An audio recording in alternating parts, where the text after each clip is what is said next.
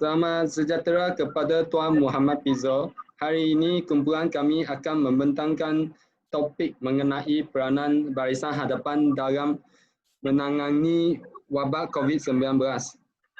Dan saya akan serahkan pengenalan kepada Bavitra untuk membentangkan.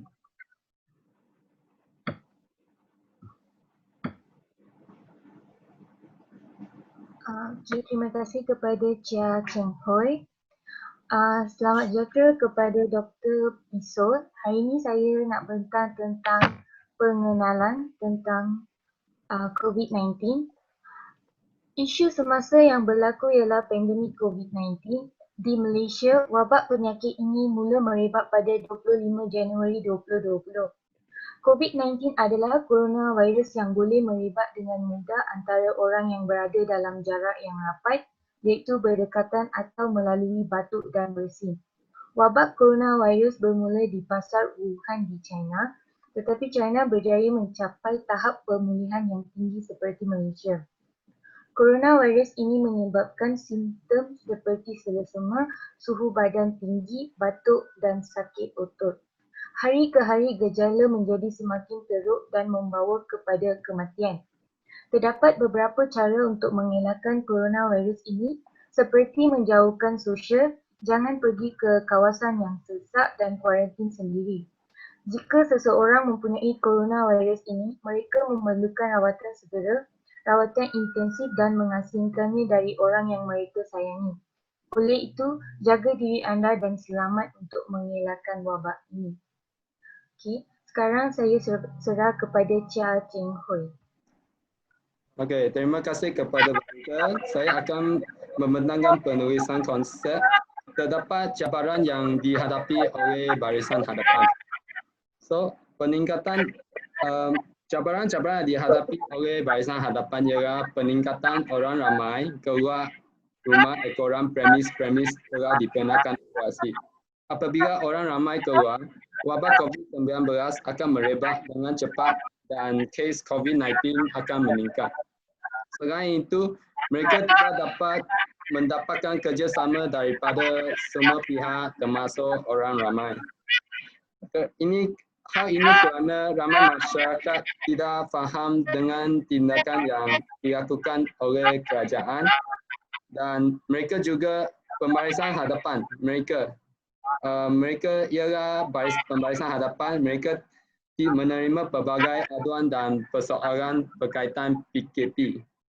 Selain itu, pembarisan hadapan bertugas semasa bulan Ramadan dan cuaca panas dan hujan. Pembarisan hadapan terpaksa bertugas dengan perut yang lapar dan cuaca yang tidak tertentu yang boleh menyebabkan mereka lebih mudah jatuh sakit. Bolehkah anda bayangkan situasi tersebut? Ini memang sebuah misi yang penat. Okey, seterusnya pengguna jalan raya tidak memberi kerjasama kepada anggota keselamatan. Bagaimana mereka memberi alasan yang tidak munasabah seperti jumpa kawan, jumpa saudara, melepak dan yang paling kelakar, jumpa Thailand girl. Apa ni? Thailand girl. Okey, seterusnya mereka tidak dapat bersama dengan keluarga. Okey, seterusnya anggota bomba terpaksa berhadapan dengan risiko yang paling tinggi dan berhadapan dengan COVID-19. Ada juga terdapat jenis peranan barisan hadapan seperti petugas pemantauan anggota keselamatan dan anggota bomba. Okey, peranan petugas pemantauan adalah untuk menasihati orang ramai menggunakan penutup muka dan penjarakan sosial. Mereka juga membuat kawalan di tempat atau kawasan yang berpositif COVID-19 dengan tidak membenarkan orang luar masuk ke dalam kawasan tersebut atau tidak membenarkan orang dalam keluar dari kawasan tersebut. Ada peranan anggota keselamatan senang sahaja. Mereka adalah untuk bertugas di Sekatan Jalan Raya untuk membuat pemeriksaan di Sekatan Jalan Raya. Dan akhir sekali anggota bomba. Mereka juga membuat tugas sanitasi di tempat awam atau bangunan. Mereka juga membuat semboran kepada penumpang yang tiba di pusat kuarantin. Dan saya akan serahkan kepada Tan Igu untuk membentangkan keputusan.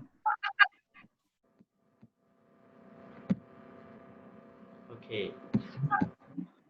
Sejahtera Dr. Piso, dari segi perbincangan keputusan, kumpulan kami telah mendapat feedback daripada 38 orang melalui Google Survey. Dan pie chart ini adalah purata daripada 10 soalan yang kami berikan. Dan dapat kita lihat terdapat majoriti 80% orang yang sangat setuju dan bersetuju bahawa barisan hadapan amat penting dan mereka adalah golongan yang berani dalam menghadapi ancaman wabak COVID-19. Kerana mereka bertungkus lumus hingga mengorbankan nyawa mereka demi negara kita.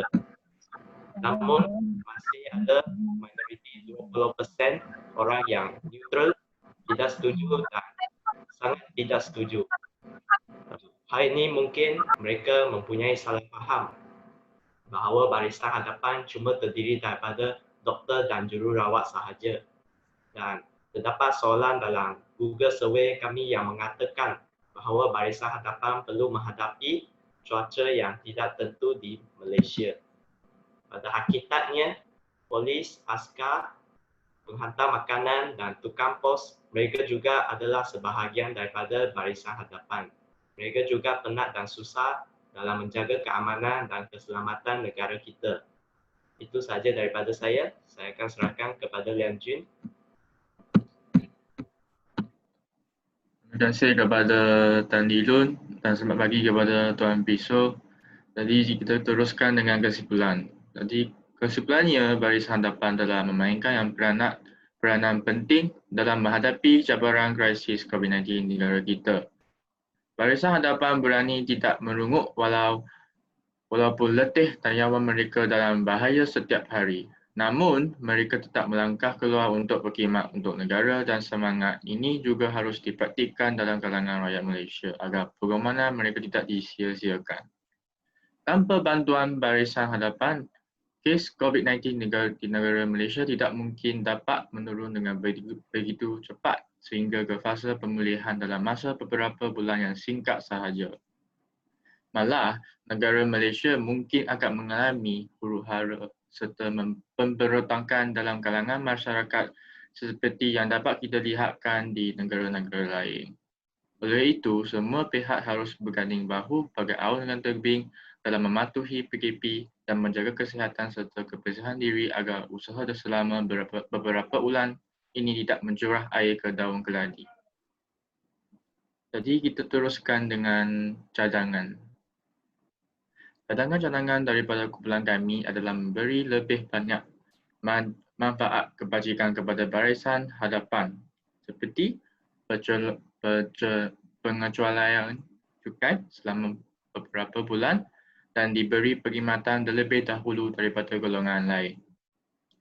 Memberi bantuan kewangan kepada keluarga mereka yang memerlukan dan sebagainya. Selain itu, salah satu cadangan ialah masyarakat Malaysia perlu mematuhi SOP yang dikenakan oleh kerajaan Malaysia agar wabak COVID-19 di negara kita dapat dihapuskan sepenuhnya.